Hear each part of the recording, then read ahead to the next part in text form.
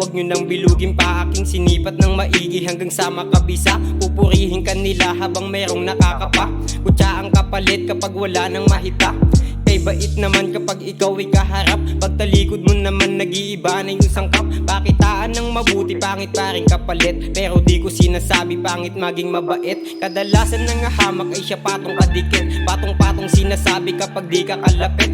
Hindi rin nagtagal nagsilabasan mga sungay. Gusto nila sa kanila lagi ang mga papugay. Kailangan ng masanay sa mga ganyan na tao. Di lahat ng kasama kaibigan sa'yo trato. Hindi nakakagwapo ang pagiging tarantado, pero nakakagago ang mga pakitang tao.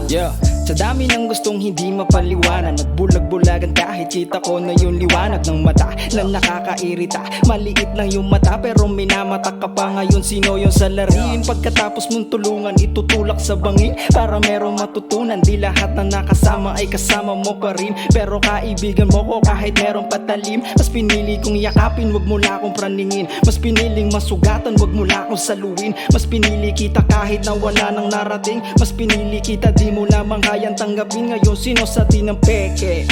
Mas masahol ka pa sa amoy ng epe.